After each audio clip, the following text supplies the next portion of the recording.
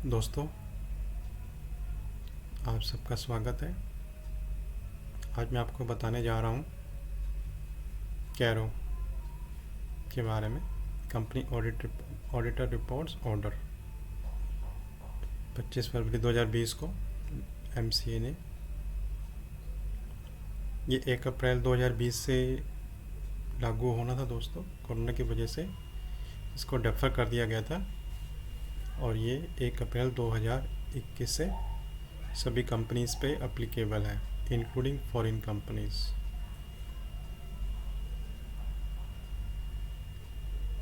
जो कंपनी जिस पे ये अप्लाई नहीं है वो banking company, insurance company, company license to operate under section 8 या 1 पर्सन कंपनी है, उस पर भी नहीं होता है। अगर कोई प्राइवेट लिमिटेड कंपनी जो कि किसी पब्लिक कंपनी की होल्डिंग या सब्सिडरी नहीं है, अगर उसके पेड अप कैपिटल और फ्री रिजर्व सरप्लस अगर 1 करोड़ से ज़्यादा नहीं है, या उन्होंने कोई लोन बैंक से या फाइनेंशियल इंस्टीट्यूशन से 1 करोड़ से कम के लोन है तो उसमें भी ये अप्लाई नहीं है। अगर उनकी पिछले साल की टर्नओवर 10 करोड़ से नीचे है, उन प्राइवेट कंपनीज पे भी ये अप्लाई नहीं है।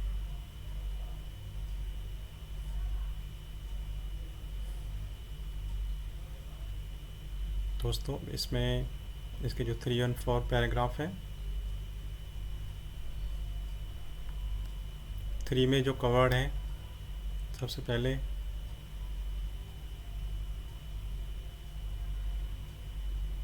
whether the company is maintaining proper records showing full particulars including quantity detail of situation of property, plant and equipments।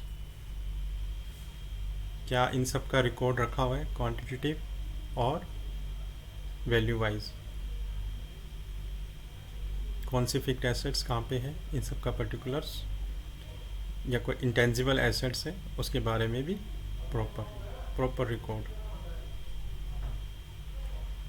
क्या ये प्रॉपर्टी प्लांट मैनेजमेंट ने फिजिकली वेरीफाई की है या उसमें कोई डिस्क्रिपेंसी मिली है मैनेजमेंट द्वारा, और अगर मिली है तो उसको कैसे दिखाया है। अगर कोई इमूवेबल प्रॉपर्टी कंपनी के नाम से नहीं है, किसी और के नाम से है, उसका डिस्क्लोज़र भी इसमें देना है कि वो किसके नाम से है, या प्रमोटर के नाम से है या डायरेक्टर्स के या उसके रिलेटिव से, और कब से है, और कंपनी के नाम से क्यों नहीं है, ये भी बताना है। अगर कोई प्रॉपर्टी प्लांट रिवैल्यूड की है, अगर 10% से ज़्यादा चेंजेस हैं दोस्तों कैरिंग वैल्यू में, तो उसको भी बताना है क्या है।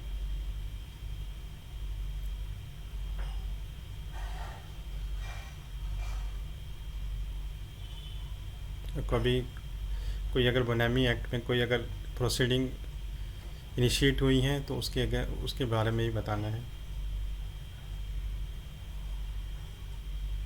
फिर आते हैं दोस्तों फिजिकल वेरिफिकेशन।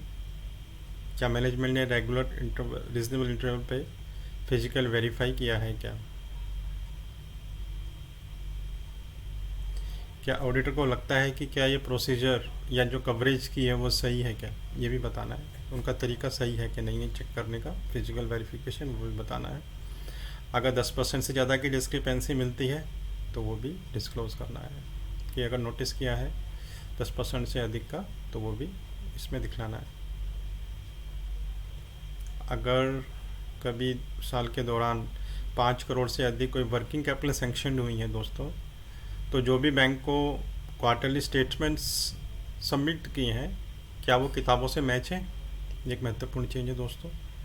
5 करोड़ से अधिक अगर कोई भी सैंक्शन है वर्किंग कैपिटल किसी भी बैंक से या फाइनेंशियल इंस्टीट्यूशन से, जो कि on the basis security of current assets है, अगर क्वार्टरली रिटर्न सबमिट फाइल की है तो वो भी आपको बुक से चेक करनी पड़ेंगी, क्या वो मैच हो रही हैं या नहीं। अगर कंपनी ने कोई इन्वेस्टमेंट की है या कोई गारंटी दी है तो ये बताना पड़ेगा उसका डिस्क्लोज़र कि कितनी अमाउंट टोटल हमने ड्यूरिंग द ईयर दी है और कितना बैलेंस आउटस्टैंडिंग है बैलेंस शीट की डेट पे, जो कि हमने सब्सिडरी, जॉइंट वेंचर या एसोसिएट को दिया है। और other than subsidiary, joint venture या एसोसिएट को दिया है, वो भी डिस्क्लोज करना है। कितना दिया है और कितना आउटस्टैंडिंग है बैलेंस शीट की डेट पे, वो बताना है। और जो प्रोवाइड किया गया है क्या कंपनी के हित में है या नहीं है, कोई गलत हाथों में तो नहीं दे दिया पैसा किसी गलत चीज़ के लिए। अगर कोई लोन दिया है तो उसका रिपेमेंट वगैरह क्या प्रॉपर आ रहा है कि नहीं आ रहा है, रेगुलर है कि नहीं है, वो भी बताना है। अगर कोई 90 दिन से ज़्यादा ड्यू है तो वो भी बताना है कितना है, और उसके लिए रिकवरी के लिए प्रिंसिपल और इंटरेस्ट के लिए क्या स्टेप उठाए हैं, वो भी बताना है।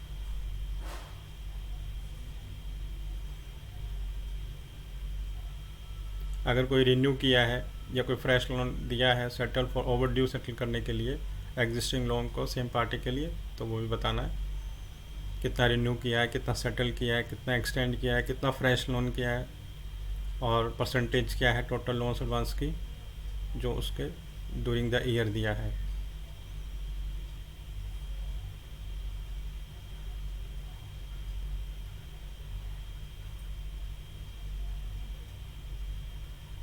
चाहे वो डिमांड पे हो, चाहे विदाउट स्पेसिफाइंग टर्म्स और पीरियड और रिपेमेंट हो, जो भी एग्रीगेट अमाउंट है और परसेंटेज है, और जो भी लोन दिया है प्रोमोटर्स को, एलिट पार्टीज़ को, जो कि सेक्शन 76(2) में डिफाइंड है, वो भी बताना है।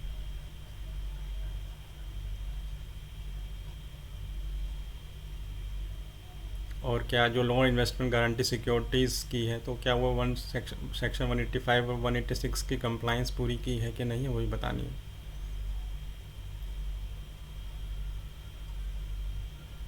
अगर कोई डिपॉजिट्स अगर कंपनी ने लिया है तो क्या डिपॉजिट्स के रूल फॉलो किए हैं, क्या आरबीआई की डायरेक्टिव्स को फॉलो किया है, क्या 73 to 76 जो सेक्शंस की कंप्लाइंस को पूरा किया है, वो भी बताना है। कोई कंट्रावेंशन तो नहीं है, अगर कंट्रावेंशन तो बताना है।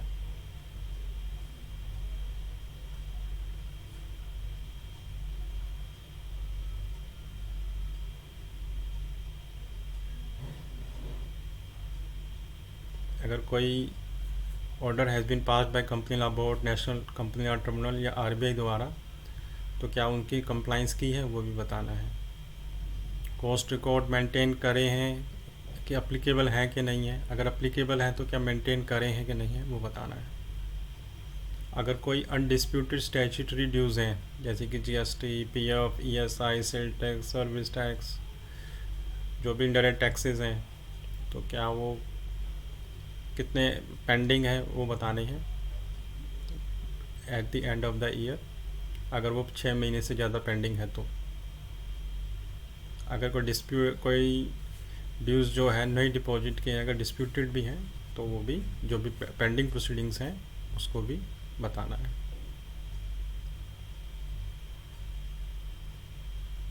अगर कोई डिस्प्यूटेड है तो वो भी कौन सी लेवल पे डिस्प्यूट पेंडिंग है, वो भी बताना है।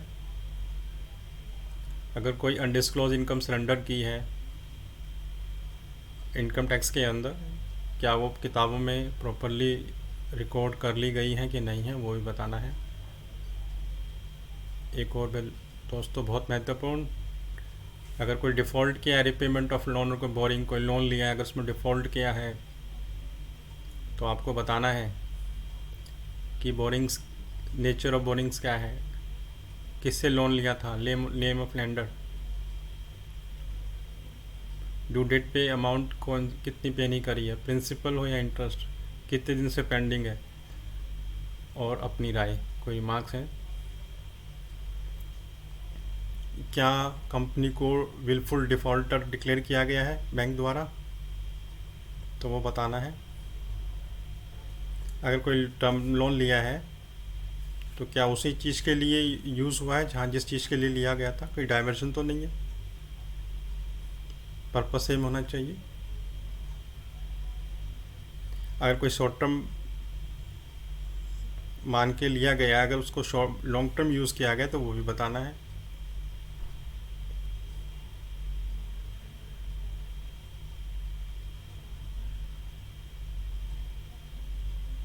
अगर कोई फंड्स किसी सी एंटिटी से या किसी पर्सन से लेते हैं अपनी सब्सिडरी के ऑब्लिगेशंस के लिए, एसोसिएट्स के लिए दोस्तों, वो भी बताना है कितनी अमाउंट क्या लिया है, क्यों लिया है। या कोई सिक्योरिटी प्लेस की है अपनी सब्सिडरी की, अपनी सब्सिडरी की सिक्योरिटी प्लेस करके कोई लोन वगैरह लिया गया है जॉइंट वेंचर की, तो उसको बताना है।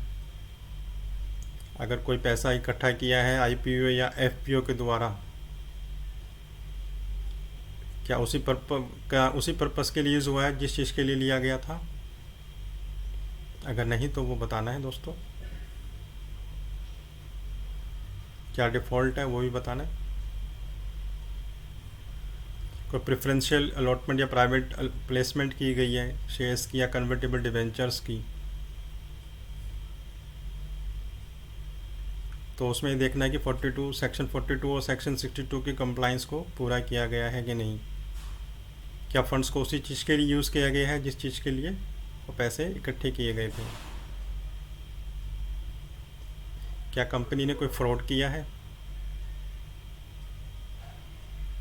तो अगर है तो कितनी नेचर, कितनी अमाउंट इन्वॉल्व है। क्या ऑडिटर ने एडीटी 4 फॉर्म भरा है, तो ऑडिटर को एडीटी 4 फॉर्म भरना है दोस्तों अगर कोई मिलता है तो, कोई फ्रॉड पता लगता है तो।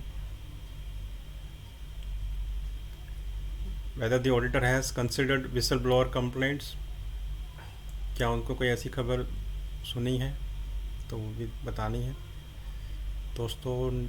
नंबर 12 पे निधि कंपनीज़ को भी कुछ कंप्लाइंस करनी है। जो उनकी रेशियो है net on fund to deposit liability को मीट आउट करने के लिए 1:20, क्या वो है।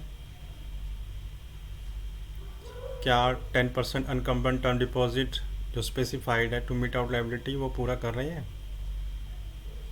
क्या कोई डिफ़ॉल्ट तो नहीं करा इंटरेस्ट रिपेमेंट में कभी निधि कंपनी ने।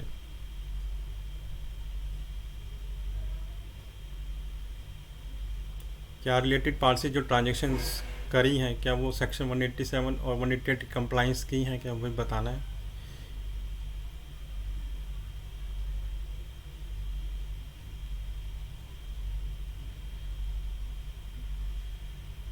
क्या इंटरनल ऑडिट सिस्टम कंपनी में उसके नेचर के देखते हुए प्रॉपर है, तो वही बताना है दोस्तों। क्या इंटरनल ऑडिट रिपोर्ट को कंसिडर करा है स्टैट्यूटरी ऑडिट द्वारा, तो वही बताना है। कोई कंपनी ने डायरेक्टर के साथ नॉन कैश ट्रांजेक्शन अगर की है तो क्या सेक्शन 192 की कंप्लाइंस की है, वो बताना है दोस्तों। पॉइंट 16 में क्या कंपनी को सेक्शन 15 ने जो आरबीआई की एक्ट की है, क्या उसके हिसाब से क्या किसी कंपनी का रजिस्ट्रेशन बनता है कंपनी ने ना लिया हो, कंपनी को लेना हो और ना लिया हो। या कोई ऐसा काम नॉन बैंकिंग फाइनेंशियल का काम तो नहीं कर रही है, या कोई हाउसिंग फाइनेंशियल एक्टिविटी का without valid certificate of registration RBI से बिना लिए कोई ऐसा काम एक्टिविटी तो नहीं कर रही है। क्या कंपनी कोई कोर इन्वेस्टमेंट कंपनी तो नहीं है जो आरबीआई के रूल्स के हिसाब से डिफाइन है, अगर कर रही हो तो क्या उसकी कंडीशन फुलफ़िल कर रही है।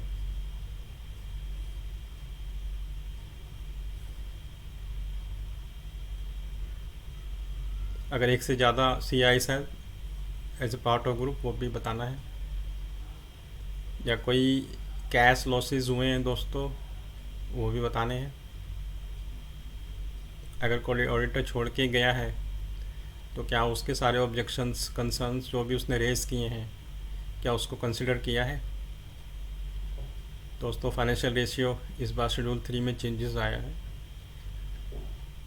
तो क्या फाइनेंशियल रेशियो या एजिंग या जो भी रिलेशंस एसेट्स हैं, fixed assets and payment of financial, क्या या डायरेक्टर जो या ऑडिटर्स की जो नॉलेज है बोर्ड डायरेक्टर से बात करके या उनके मैनेजमेंट प्लान से, क्या ऑडिटर को लगता है कि कोई अनसर्टेनिटी है किसी को, कि कोई लायबिलिटी को, जो एग्जिस्टिंग लायबिलिटी उसको मिट आउट करने के लिए, तो दोस्तों वही बहुत बताना है। ये भी एक बहुत बड़ी रिस्पॉन्सिबिलिटी ऑडिटर पर डाली गई है, या रेशियो के एनालिसिस के बेसिस पे, या उसको लगता है, या मैनेजमेंट के प्लान से या बोर्ड ऑफ डायरेक्टर से अगर उनसे बातचीत होती है या उनके प्लान से उसको लगता है क्या कोई अनसर्टेनिटी एग्जिस्ट तो नहीं कर रही है कि जो अपनी लायबिलिटी को पूरा ना कर सकें। अगर कोई जो ऑनगोइंग प्रोजेक्ट नहीं है तो क्या उसका अनस्पेंट अमाउंट जो शेड्यूल 7 में प्रिस्क्राइब्ड है, क्या with in period of 6 month compliance पूरी करी है कि नहीं है, वो भी बताना है दोस्तों। अगर ऑनगोइंग है तो जो जितना भी बचा हुआ पैसा है वो स्पेशल अकाउंट में जमा कराना है एज पर सेक्शन 135(6) के हिसाब से। अगर कोई कंसोलिडेटेड फाइनेंशियल स्टेटमेंट बन रही है, अगर किसी दूसरे ऑडिटर ने जो कि कंसोलिडेटेड बैलेंस शीट होनी है, तो उसके बारे में बताने हैं कि कौन सी कंपनी ने क्या कैरो में उसने क्या आपने एडवर्स रिमार्क या कोई उसकी कोई एडवर्स रिमार्क या क्वालिफिकेशन है, तो वो भी दूसरे ऑडिटर को बताने हैं। अगर किसी जो भी कंसोलिडेटेड फाइनेंशियल स्टेटमेंट हो रही है, अगर किसी ऑडिटर ने कोई रिपोर्ट क्वालिफाई की है तो वो भी उसका भी जिक्र इसमें करना है। पॉइंट नंबर 4 में दोस्तों, अगर कोई अनफेवरेबल या और कोई क्वालिफाइड आंसर है तो उसका रीज़न देना है।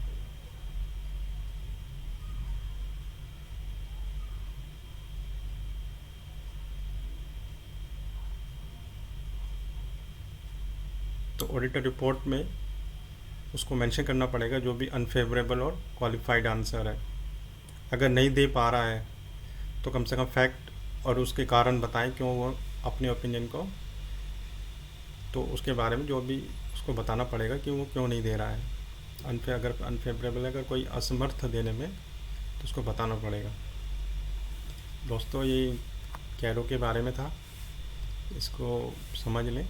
ये 1 अप्रैल 21 से अप्लीकेबल हुआ है। काफ़ी महत्वपूर्ण चेंजेस आए हैं, उन सभी चेंजेस को ध्यान रखें और उसी तरह अपनी ऑडिट को शुरू करें। और जो भी ऑडिट करा रहे हैं वो भी ऑडिटर की रिक्वायरमेंट को देख लो कि उसकी कैरो की रिक्वायरमेंट क्या है, उस हिसाब से वो डिटेल प्रोवाइड करें, और ताकि वो भी अपनी किताब्स को वो कर सकें, ताकि ऑडिट को प्रॉपर तरीके से कर सकें। दोस्तों आप सबका बहुत बहुत धन्यवाद। मुझे उम्मीद है आपको ये मेरी वीडियो पसंद आई होगी। मेरे वीडियो को लाइक भी करना, और जिन लोगों ने सब्सक्राइब नहीं किया है तो वो भी फ़ौरन सब्सक्राइब कर दें, और जो मुझे फेसबुक से देख रहे हैं मेरे पेज को फॉलो करें और लाइक करें। आप सबका बहुत बहुत धन्यवाद।